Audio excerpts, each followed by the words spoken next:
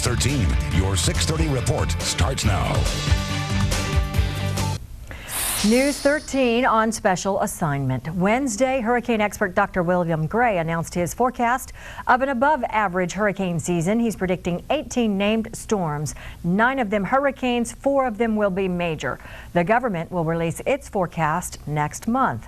Now, News 13 is learning schools in Seminole County will be ready to handle winds of up to 200 miles an hour thanks to hurricane-proof roofs.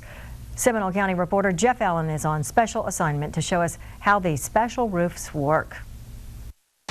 We've seen just how much damage storms can do.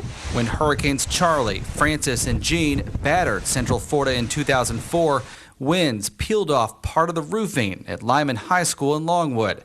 This is the part that peeled off, but all of this white-colored roofing stayed on. Why? The lighter colored roofing was a completely different type of roof, known as a wind-vented roof. Ralph Jewell with Integrated Building Envelope Systems in Apopka says in order to understand how these roofs work, you have to first understand what causes high winds to rip roofs off. So when the wind's coming across the roof, it first hits the building and goes running up the side of the building. It intersects with winds that are going across the top of the building.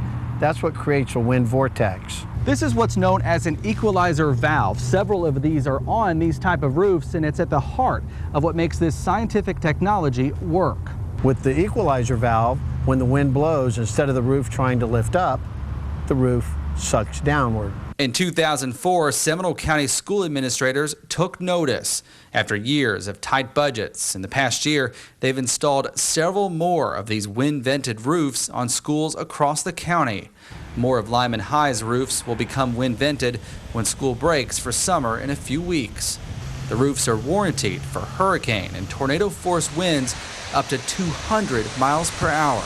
Basically, we're taking the power of Mother Nature, which is absolutely stronger than any screw or any glue. And Jewell says the roofs ultimately save taxpayer money because they can be as much as half the price of the conventional roofs that still cover most of Central Florida schools today. Well, it's nice to know that the children are as safe as they can be regarding the roofing with this system, but it's also nice to know as a parent and a taxpayer in that community. Jewell says Seminole County Schools is the first school system in Central Florida to use the wind-vented roofs on several schools, but he expects other school systems to begin using them in the near future.